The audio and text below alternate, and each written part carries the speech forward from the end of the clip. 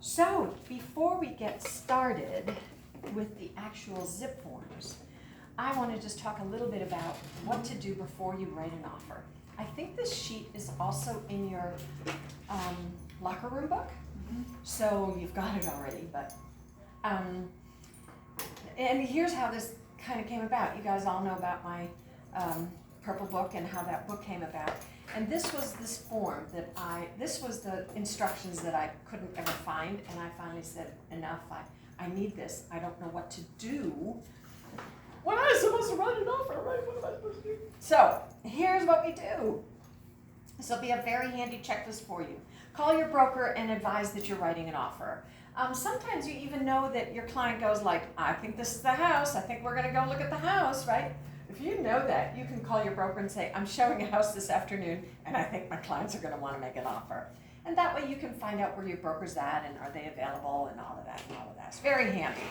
Because if I'm in the movies, I'm not answering my phone, right? And that happens on Saturday afternoons is when you're going to want to write an offer. That's how that works. So you want to, it really helps. Okay, so now before you actually write the contract, it says here, write down what special items are important to your client upfront and review it with them. So here's an example.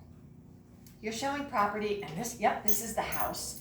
But they go to check out the backyard, and there's this gate, and the gate goes towards the front yard along the side of the house, and it's just falling off its hinges. It's just like somebody forgot about this gate. And your client is like, this is a beautiful house. What's with this gate? This gate is really bugging me, right? Mm-hmm. And then later on you say, well, how'd you like this house? Is this the house for you? Absolutely, but that gate, could you believe that? This gate is like looming in their minds. So the thing to do is when you sit down with them to review, okay, let's prepare ourselves to write this offer. What are the issues that are important to you to address? And what do you think the first thing is going to be? The gate. And the way this works is if you write it down on a nice clean yellow legal pad or wherever you keep your notes, nice clean piece of paper, most important, address the gate. They've given you the problem. They now feel great relief because you're the expert. You're going to take care of this gate for them. So and that's what we're trying to achieve, is to make our clients feel at ease and like, okay, I'm going to take care of this. So I make a list of the 1, 2, or whatever the items are that are important. Well, we're also going to be away next week. So if you can't get an inspection quickly enough, what do we do? Right? What are we going to do here because we booked this vacation, we didn't expect to be doing it. Whatever comes up, we write that down to make sure that I remember. Okay.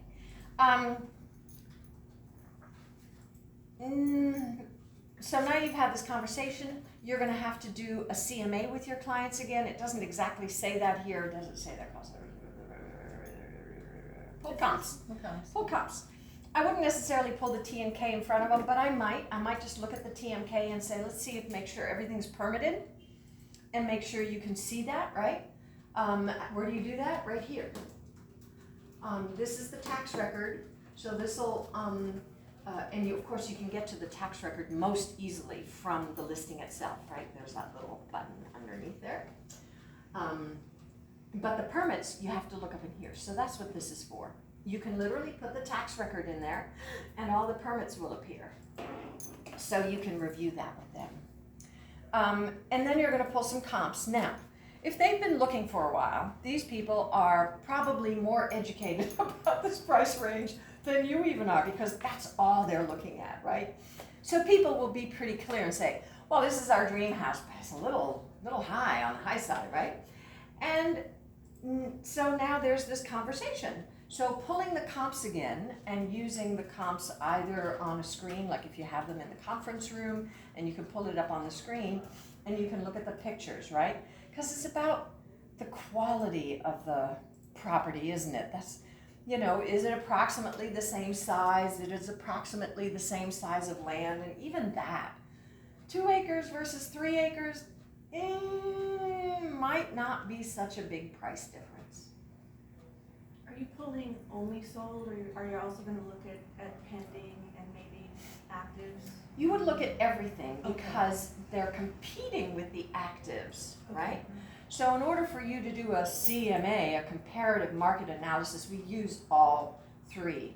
And we look at the pendings as well, just to see, is there something here that could educate us? I don't know what the price is going to be yet, right? I can't see the sale price. Right. But I could look at it and go, I wonder why this sold. Like sometimes you go, oh my God, it's like in tip-top shape.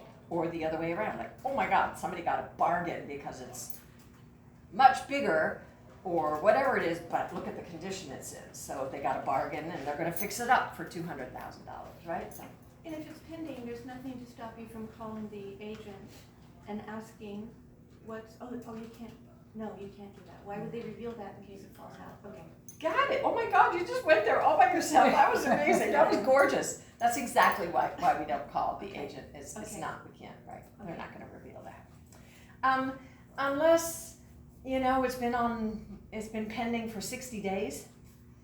And now you could call up and say, did you close? And just checking, it's been 60 days. Oh yeah, we're closing tomorrow. Oh, would you mind telling me because tomorrow, it's a done deal, Right. right? So they might tell you if it's that close. So, if it's like a long escrow, I might try to find out, or I might just say, are you close to asking price? Like, could you give me a hint? I'm trying to comp. But if it's just went into escrow 2 weeks ago, I'm not gonna bother. Okay. Got it. So then again, I use the customer photo gallery as a way to print out, because you can just lay it in front of people. And here are these 8 pictures of the comparable properties, and you can go, now let's keep in mind, look at the quality of these 3 kitchens, and this is the only one that, whatever is, right, becomes really easy to see visually when it's just lying in front of you. And you can always pull up the pictures to look at bigger, but you can't look at more than one very easily, except at a table. So that's my preference. I like for them to go, like really make my point. This is the condition of what's happening in the marketplace, and whatever. So, doing your CMA again and agreeing. Now, some people are just inclined to say, well, we want a low ball, right? The conversation there is about, well, you would agree, right, that it's actually priced quite accurately. I mean, if you were selling this house, what would you list it at? They go, yeah, you're right, it's pretty accurate. If we go to InfoSparks, we can be reminded what is the sale to close price, the list to close price ratio. And we can put in properties, single family homes, and haiku, as a comparable, and find out what is that number. Marcia's looking at us like, I don't what see is that little. InfoSparks. So InfoSparks, it looks like this. Oh, I see it, okay. Mine are And just in different orders. if you go there, and at the very bottom are these different elements, right? And over here is percentage of list price. And then we can go up here and we can say, give me 500 to 999, and give me single family only. And now I know that right now the percentage to list price is 97.3. So 2.7% is how much prices are being negotiated down. So this is very helpful to people, right? It's gotten a little more negotiable, right? Clearly there was a thing here going on and it wasn't very negotiable, and then suddenly things got negotiable. This would indicate to me that one property or a couple of properties had a big price reduction, right? That's why it's such a dramatic drop. But keep in mind, up here is 98.5%, and down here is 97.25. So it's all of 1.25 basis points that it's changing, which is a lot, but it's not, like 10% or something like that. So this is the kind of research, and now you can pull up another one and add haiku and see how's haiku or lahaina or whatever comparing to this chart, right? Helping people understand, just don't go hog wild. The other conversation I like to have with people in this moment is, let me ask you something. So if it's a $950,000 house and they want to offer $850,000 and everything says this house needs to go over $900,000, it's priced right at $950. That's what we said, right? So, and they want to go in at $850. And so there's a couple of things here to be said. Let me ask you something. You've sold a house, right? Or you just in the process of selling your house. You care about your house, you put a lot of energy and effort into it, you've lived in it, you've enjoyed it. This is an important asset to you. You put it on the market, you clean it all up, make it really nice, and you price it according to what the market has to offer. And now somebody comes and offers you $100,000 less than you're asking for it. How does that make you feel? Offended. Exactly. So the problem here is that when you risk offending the seller will take an attitude towards you and not be so negotiable. Whereas if you approach the seller with a reasonable, okay, we want to negotiate a little bit, but come from a more reasonable position, it's going to be easier for the seller to go, oh, well, that's a pretty good offer, but I don't want to go down that far, and we might negotiate. So that's a good way to handle that objection. By the way, that particular script of, let me ask you something, put yourself in you've sold something, put yourself into this person's shoes. How does that make you feel? I use it all the time. It is the handiest script for buyers, for sellers, you name it. All sorts of circumstances come up where you can use that, so consider that. So that was kind of two scripts into one, because the second one is, please be aware that people become insulted, and when you potentially insult a seller, you're going to make the rest of your negotiation tougher. You may, in fact, be shooting yourself in the foot by upsetting someone. So, and then we're going to call the seller's agent. Once we've talked about price and whatnot, now we're going to call the seller's agent, because we need to know what the circumstances are and what there is to learn about this. Our goal, right, is to write as good an offer as we can to make it as attractive as possible to the seller.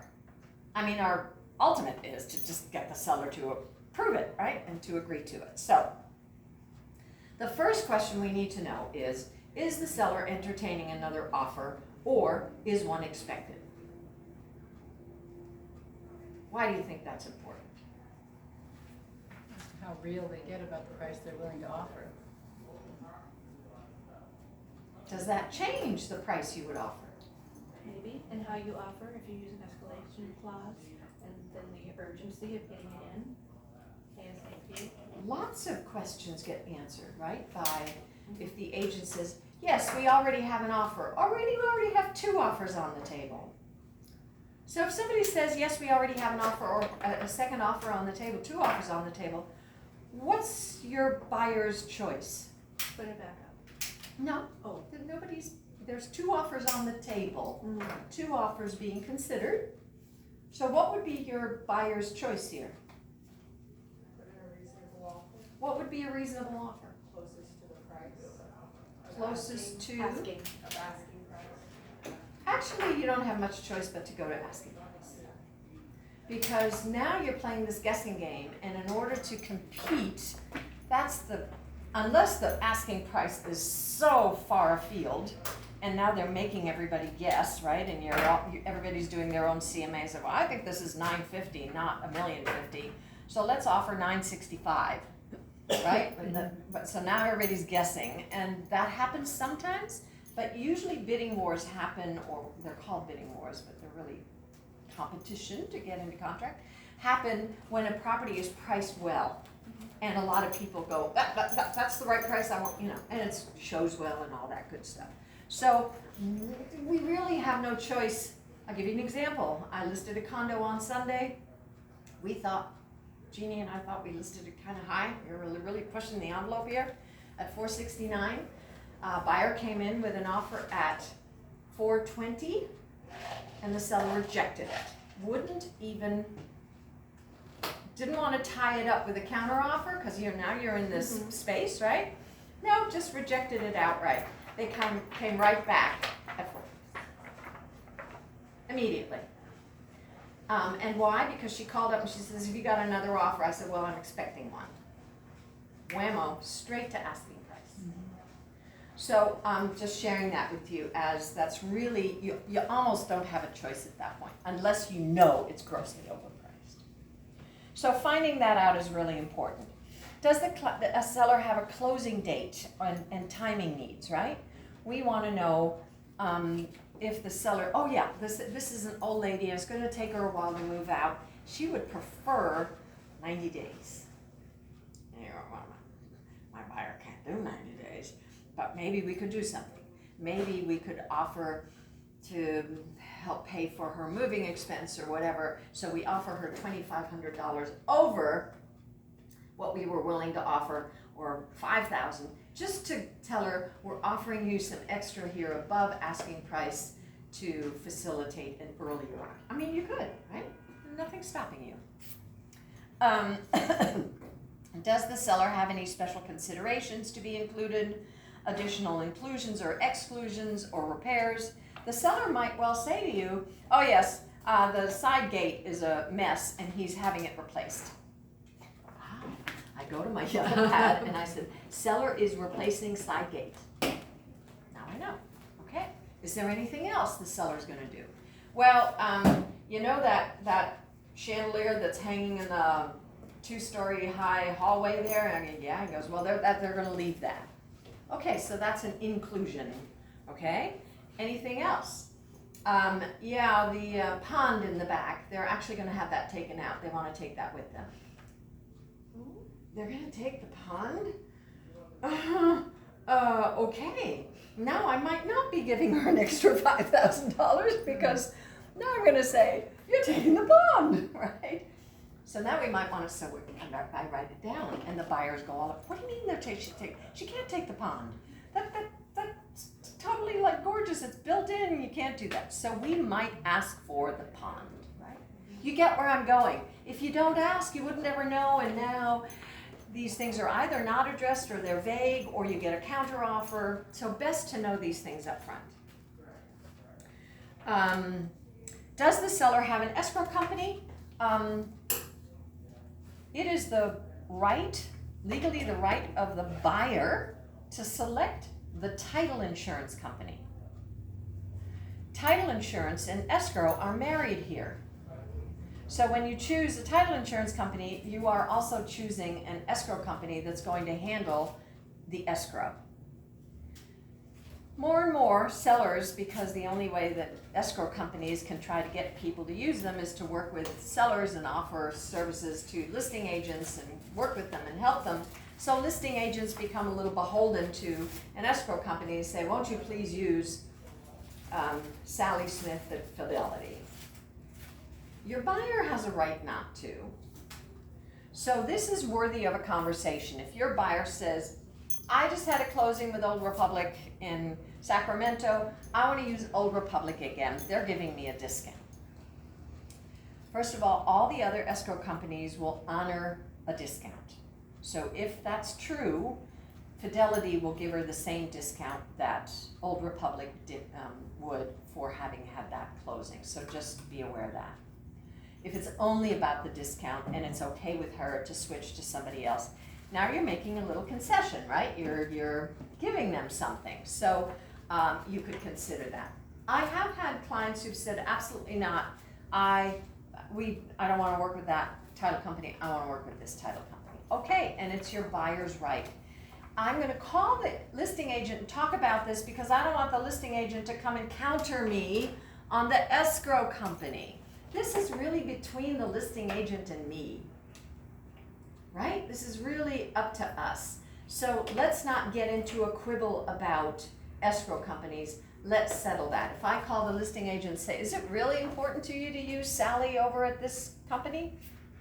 Oh yeah, she's done title work. No, she hasn't. She's just pulled you haven't got a title report yet, have you? Well, no. Right. So my buyer would really prefer to use this company. So if it's okay with you, we're going to put that company in there. So I'm going to negotiate this up front, right? As opposed to, because it gets weird. I mean, for us to be going back and forth about an escrow company is really, it's about the realtors.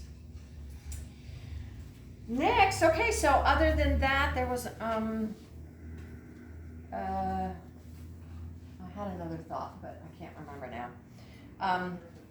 Those are good, that's a good indication of the kinds of conversations you need to have up front with the seller's agent. You also want to call the lender. If there's a lender involved, you're going to want to make sure that the lender tells you what kind of timing they need for this particular client. So if you call them up and say, well, I'm working with Marion Haller, and the lender goes, oh, Marion, what do you mean, oh, Marion? She says you pre-approved her. And he goes, well, I did pre-approve her, but she's self-employed, and she's gonna have to come up with a lot of documentation, and I still don't have all the information I need. So I'm gonna need some extra time with her. I'm pretty sure I can get her a loan, but you know. Oh, so what are we talking about here? You need 60 days, you need 45 days, what are we talking about? So here's the thing, lenders used to need 45 days. In other words, they needed 30 days for conditional loan approval and then another 7 days to get the final loan approval, and we would write these 45-day escrows all the time. If somebody needed more time, we wrote them a 60-day escrow. Lending has changed the way everything else has, and they're like going really fast. So a lot of people can get final loan approval in 15 days, 20 days, final loan approval, not just conditional, but final. You can close in 30 days with a loan. That is totally feasible. So, yes? Haven't you had this conversation about getting your clients pre-approved and making sure that they have all their ducks? Yeah, and they've talked to a lender, and the lender says, yes, I'll give you a pre-approval letter, and that's fine. Yeah. And now you're calling up and saying, okay, is it okay, you told me that they can qualify for this. Well, this house is just a little bit over. Is that still okay? And how much time do you need? Okay. So it's just a check-in for the next phase. Okay, but you've already determined these are qualified buyers, for the most part. For the most part. Okay, Yes, you are calling a lender that they've already dealt with. and you've already counseled your client that, are you prepared to buy? Are you basically pre-approved? You have what you need for this price range, and you've established that. Yes, well, we do the best we can. And then sometimes, surprise, surprise, or, we do the best we can to nail people down. So, in the finance class, I talk about asking people when you ask them, so how will you be paying for this? And cash, or will you need financing? Oh, we need financing. Well, can you give me an idea? What kind of down payment do you have? Well, we have, 20% down. Okay, great. Let me ask you something. Is that money in a checking or savings account in your name and readily available to you? Well, it's readily available to us. Is it in a checking or savings account in your name? Well, no, but it's readily available. So now you're going to find, well, if it's in the stock market, that's fine. I'm happy to put a contingency on the funds and just say they're in the stock market, and nobody minds that, but it protects you, because if something happens in the stock market and your money is suddenly worth half, you would have an out, right? So and we'll go over that. But mostly what happens here is people say, yes, it's readily available to me. And then you find out, oh, it's actually cash in a safety deposit box. And you can't do that. You cannot use cash. Oh, You really? look surprised. Yeah. Are you surprised? Yeah, Okay, why do you think you can't use cash? because it might be dark money. It might be drug money. Yes, and the banks, as you know, all these pot growers and things in various states can't use banks, because the banks won't violate federal laws, right? So they have all this cash, and the same is now true for individuals. Even if you're legitimate, even if you're not a drug dealer, you just had a cash business. I just had a buyer like that. And he runs a sandwich shop, gets a lot of cash. And and he didn't report it all, so he kept it in a safety deposit box, and now what does he have to do? He has to deposit it all. And so you Yeah, can deposit and your report it. cash from your Well, you box have, into also you have to report it. But then you have to pay Pay taxes. taxes. So then it's So- vanished. So there's that, and you have to, people don't wanna make deposits for over $10,000 because then the IRS is notified, and so they're dribbling it in, so it could take time. Another one was, a gift letter, or somebody was going to gift them the money. And I said, oh, that's great, but is that person prepared to, get a gift letter? In other words, the gift letter says, you're gifting this because the bank wants to make sure this isn't a loan, and the bank submits that to the IRS. That means you, the grandfather who's gifting the money, has to pay gift tax on that money. Is the grandfather prepared to sign a gift letter? And I've seen that kibosh things. I've seen it where the father had a massive heart attack and could no longer give the money, right halfway through escrow, and there was no contingency for this cash. So asking, where's your money, and is it in your name in a checking or savings account? Is that, no, it's not. Is it in the stock market would be the next question. Well, yes, it is. That's great. We can write a contingency for that, no problem. Do you suggest they get it into money market, like get it out of stocks and get it in money market? No, because there's a contingency. There, people, for instance, wealthy people won't do that. Wealthy people are going to pull that money out 5 days before Got it. closing. Okay, right. And I don't advise people about their money. That's Okay. their business. Yeah. And then you want to get an accurate pre-approval letter, right? So we are offering $895 or $905 on this $950,000 house. Could you write me a pre-approval letter for $905? And so now you need an actual letter from the lender. So that's the other reason to call. Showing that they've been approved. That's correct, yeah, whatever the lender is willing to say, right, but it's for that amount, right, yeah. And then you want to be sure you read the listing and the realtor remarks carefully, make sure that whatever is written there is clear to you. And then double checking on your items, you've just got those next to you, but here's what I mean about those. So you've got this gate. And we're also going to have the house inspected at the time, right? In the first couple of weeks, we're going to hire a home inspector and have the home inspected. Now, chances are some other things are going to come up that you may want to request be repaired. Would you like to wait and put everything into one request? Because the home inspector is going to notice the gate too, right? It'll be in the report. Would you like to ask for everything at once? Or do you think you should include the gate in the first draft of the first offer of the contract? I'd say include the date. No? I'm just curious, and what made you say that? Just because that's something that you know about, and you wanna put in everything you know about the first time around. The thing is that Yeah, things like a seller has no obligation to negotiate repairs at the end of the inspection period. Just because the buyer found repairs and asks for a credit or something, doesn't mean the seller is gonna say yes. Because this seller is fussing, I'm not doing a thing, right? As is. As is. And so, all of a sudden, you've told your client, let's ask for everything at once, and the seller won't do anything, as opposed to the things that you know, put them in the contract, ask for the gate to be repaired or replaced, whatever it is you want to have done, and put that right in your contract. That doesn't negate that you're able to ask for, additional things if need be at the end of J1. So you want to be clear with them about that. You want to be sure about their sense of timing, how to spell their names. Oh my God, I can't tell you how embarrassing it is. I've done it twice in my career where I've misspelled my client's name. So I'm now, I go, Greg, Greg, just one G, Smith, Smith, is there an E at the end or anything special? You would not believe, right? The people that you assume you know. Oh no, I spell my Greg with 2 G's. Oh, right? And you feel so terrible. So checking getting them to spell their names is very helpful. So now, And one more thing about Oh, names yeah. while we're there. yeah, What name, can you put it in like Terry Palmer, or does it have to be Teresa Palmer? How technical do you need to get with them? Give me your driver's license, let's put it in that name, or? no. You can put it The wherever you purchase want? contract can be Terry Palmer. We like to have how you sign, so I prefer whatever's on your license or whatever your legal name is.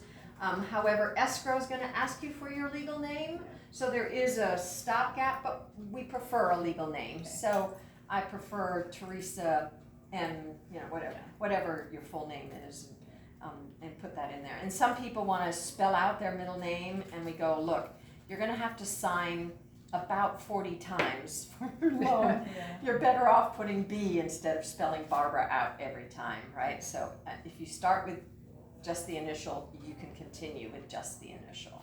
So, yeah, we do that. All right, review your contract one more time, go over it, right? And then send it off to your broker. And your broker might have some changes, and will then, you go make those changes, and then you send it to your broker for signature. Ooh, yes. And that's something you're gonna wanna practice. It's not easy. It's quirky. Signature programs, yeah, they're a little quirky, right? So you'll wanna practice that. In addition, along with practicing purchase contracts, which you'll do when we're done with the essentials, but nothing stops you from going in here and sending each other a cooperating brokers agreement just to try to send something, right? See what happens. And it can be an actual signature too though, or it always has to be? Oh, no, no, when I'm sitting with people, I'm not gonna email them something, I use an actual wet signature, absolutely. I go over the contract with people, have them sign every page, initial every page, sign the last page, and then make a copy for them and take a copy of their signed document home. So no, it doesn't have to be. And so you could come here and get your broker's signature as well? Sure, but you're not gonna do that unless you're also coming here to meet your client or something. You Okay. just send it via e-sign to your broker. Yeah. And that is right in Zipforms. So, okay. So at Keller Williams, kind of same thing. Let your broker know, and you're gonna go into Zipforms, and you wanna be sure that when you go into Zipforms,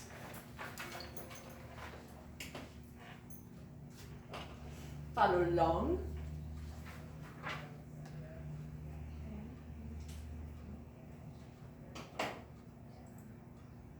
I had the cable technician, the cable guy came to my house today and fixed my intermittent internet, and 20 minutes later after he left, I had no internet again. So it didn't get fixed, oh my goodness. Anyway, here we are in this welcome to, well, I don't need this ad up here. This big blue thing here is just about welcome to Zipforms Plus. Go to the